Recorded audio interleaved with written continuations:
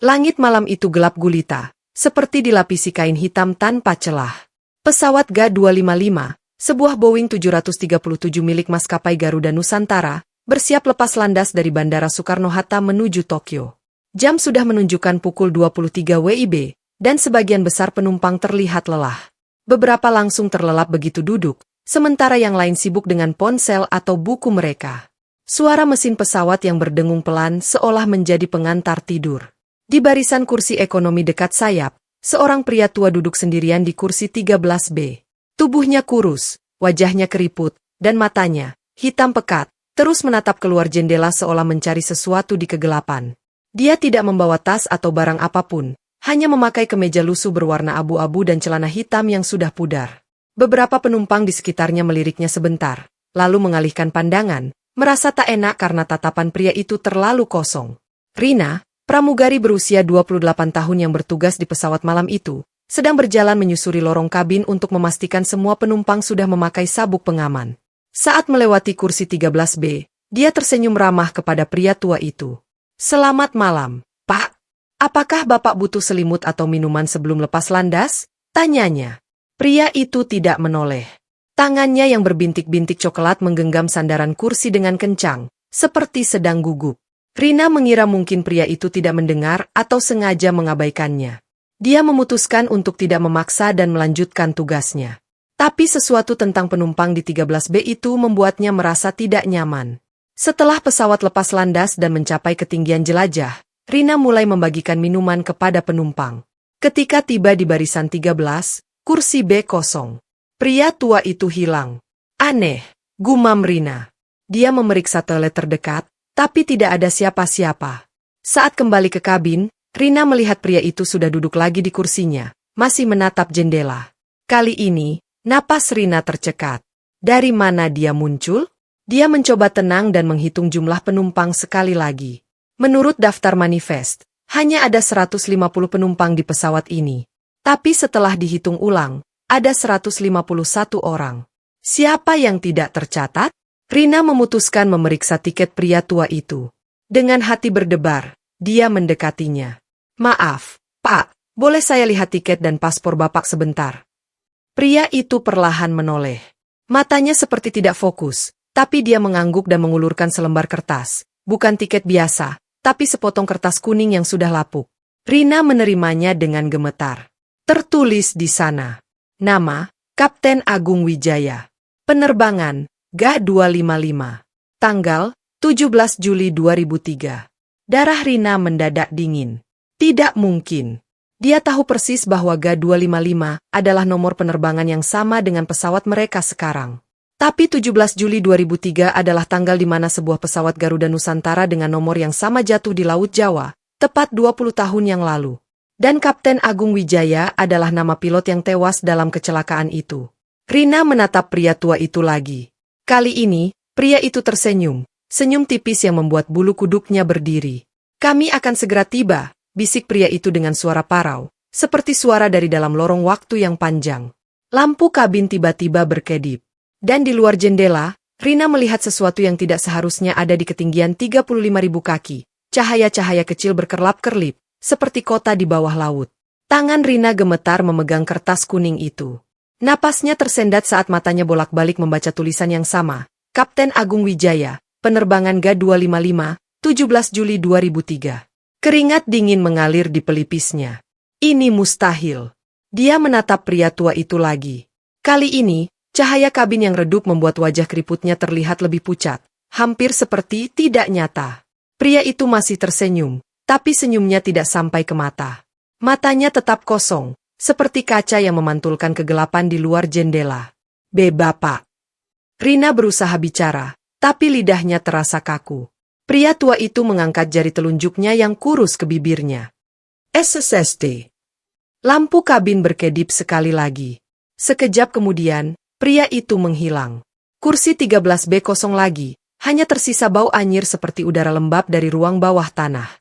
Beberapa penumpang di sekitarnya mengerutkan kening, tapi sepertinya tidak ada yang menyadari keanehan itu, seolah mereka tidak bisa melihat pria itu sejak awal.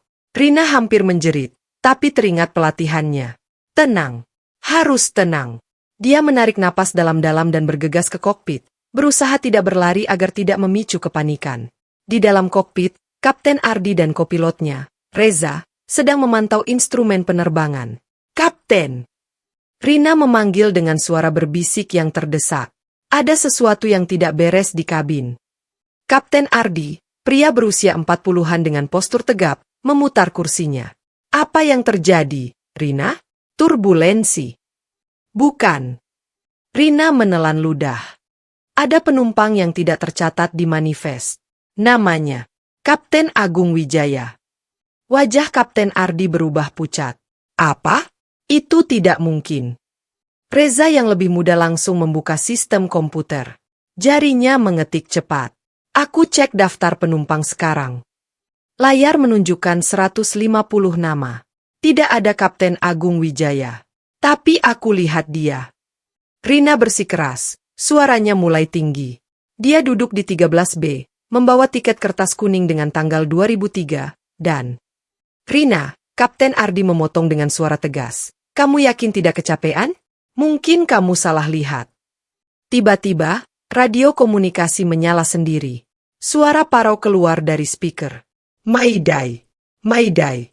Ini GA255. Mesin kanan mati. Kami jatuh." Suara itu, suara yang sama persis dengan rekaman kotak hitam kecelakaan GA255 tahun 2003 yang pernah Rina dengar dalam pelatihan keselamatan. Kapten Ardi dan Reza saling memandang, wajah mereka sama-sama ketakutan. Radio tidak seharusnya bisa menerima sinyal dari 20 tahun lalu. Gumam Reza. Di luar jendela kokpit, langit tiba-tiba berubah. Awan-awan yang semula putih sekarang menghitam, membentuk pola spiral aneh. Di kejauhan, kilatan petir bergerak mendatar, bukan vertikal seperti biasa. Rina menoleh ke belakang melalui tirai kokpit. Di kabin, beberapa penumpang mulai gelisah. Seorang anak kecil menangis, ibunya berusaha menenangkan. Tapi yang membuat darah Rina beku adalah sosok pria tua itu, kini berdiri di lorong kabin, menatap langsung ke arahnya. Dan kali ini, wajahnya berubah. Kulitnya retak seperti keramik tua, memperlihatkan kegelapan di baliknya. "Kalian tidak seharusnya ada di sini," bisiknya. Tapi suaranya terdengar di dalam kepala Rina, seperti gema dari lorong panjang. Pesawat berguncang keras. Oksigen mask otomatis jatuh dari atas. Teriakan penumpang memenuhi kabin. Di tengah kekacauan itu, Rina melihat sesuatu yang lebih mengerikan. Di setiap cermin toilet, di layar hiburan penumpang yang mati, bahkan di sendok logam makanan, wajah-wajah asing muncul. Semuanya tersenyum sama, senyum tanpa kebahagiaan. Dan mereka semua mengenakan seragam maskapai tahun 2003. Pesawat berguncang semakin keras, seperti diterjang badin tak terlihat. Rina berpegangan erat pada kursi penumpang, jantungnya berdebar kencang. Suara jeritan dan tangisan memenuhi kabin. Lampu darurat menyala, menerangi wajah-wajah panik para penumpang dengan cahaya oranye yang mengerikan. Dari tempatnya berdiri, Rina melihat pria tua itu, Kapten Agung, kini berjalan pelan di lorong kabin. Tapi, ada yang salah. Kaki pria itu tidak menyentuh lantai. Dia melayang beberapa sentimeter di atas karpet pesawat, seperti hantu dalam film horor. Kulitnya semakin retak, memperlihatkan kegelapan di baliknya. Beberapa penumpang yang melihatnya langsung pingsan, sementara yang lain berteriak histeris. "Tolong! Ada orang aneh di sini!" teriak seorang wanita paruh baya. Tapi ketika Rina dan penumpang lain menoleh, pria itu sudah menghilang lagi. Di kokpit, Kapten Ardi berusaha mengendalikan pesawat. Tangannya mencengkeram kemudi dengan erat, keringat bercucuran di dahinya. "Reza, cek instrumen. Kenapa semua alat navigasi tidak berfungsi?" teriaknya. Reza menatap layar dengan wajah pucat. "GPS menunjukkan kita ada di atas Laut Jawa. Tapi ketinggian kita minus 100 meter. Minus 100 meter? Itu berarti mereka seharusnya sudah tenggelam di laut." Rina tiba-tiba teringat sesuatu. Dengan gemetar, dia membuka lemari kecil di dapur kabin dan mengeluarkan buku panduan darurat maskapai. Di halaman belakang, ada daftar hitam, penumpang yang tidak diizinkan terbang. Daftar itu berisi nama-nama korban kecelakaan pesawat selama 30 tahun terakhir. Dan di urutan paling atas, tertulis, Agung Wijaya, pilot GA255, 17 Juli 2003. Jika nama ini muncul di manifest, segera evakuasi pesawat. Tangan Rina gemetar memegang buku itu. Ini bukan kebetulan. Dari speaker pesawat, tiba-tiba terdengar suara aneh, seperti ribuan orang berbisik bersamaan. Beberapa penumpang menutup telinga, wajah mereka meringis kesakitan. Rina melihat ke jendela. Apa yang dilihatnya membuat darahnya membeku. Mereka tidak sendirian. Di luar, di kegelapan malam, terlihat bayangan sebuah pesawat tua, model Boeing 737 tahun 90-an, terbang sejajar dengan mereka. Pesawat itu rusak parah, sayapnya hampir putus, dan dari jendelanya terlihat wajah-wajah pucat menatap kosong ke arah GA-255. Itu adalah pesawat GA-255 yang jatuh 20 tahun lalu. Tiba-tiba, pintu toilet di belakang kabin terbuka sendiri. Dari dalam, keluar sosok-sosok berpakaian tua. Ada pramugari dengan seragam model lama, penumpang dengan baju jadul, bahkan seorang pilot kecil yang ternyata seorang anak kecil. "Lihat, itu anak saya," teriak seorang penumpang pria, wajahnya basah oleh air mata. Dia meninggal waktu bayi 15 tahun lalu. Rina mulai mengerti. Ini bukan sekadar penumpang gelap. Pesawat mereka telah memasuki dimensi lain, tempat di mana arwah korban kecelakaan pesawat berkumpul. Dan Kapten Agung membawa mereka pulang. Di tengah kekacauan itu, Rina melihat sesuatu yang lebih mengerikan. Beberapa penumpang, normal, mulai berubah. Kulit mereka menjadi pucat, senyum mereka meregang tidak wajar. Mereka sedang berubah menjadi seperti para penumpang hantu. "Kapten, kita harus mendarat sekarang." Rina berteriak ke arah kokpit. Tapi ketika dia berbalik, Kapten Agung sudah berdiri tepat di hadapannya. Wajahnya kini benar-benar hancur, seperti mayat yang sudah lama terbaring di dasar laut. "Sudah terlambat," bisiknya. Dan seluruh lampu pesawat padam. Kegelapan total menyelimuti kabin pesawat. Hanya suara jeritan dan tangisan yang memenuhi udara. Rina meraba-raba di kegelapan, tangannya menyentuh sesuatu yang dingin dan lembab, lengan seseorang. "Tolong, siapa itu?" Suaranya bergetar. Tidak ada jawaban. Hanya napas berat yang terdengar di dekat telinganya. Tiba-tiba, lampu darurat menyala dengan cahaya redup. Apa yang Rina lihat membuatnya ingin menjerit, tapi suaranya tertahan di tenggorokan. Seluruh penumpang di kabin kini berubah.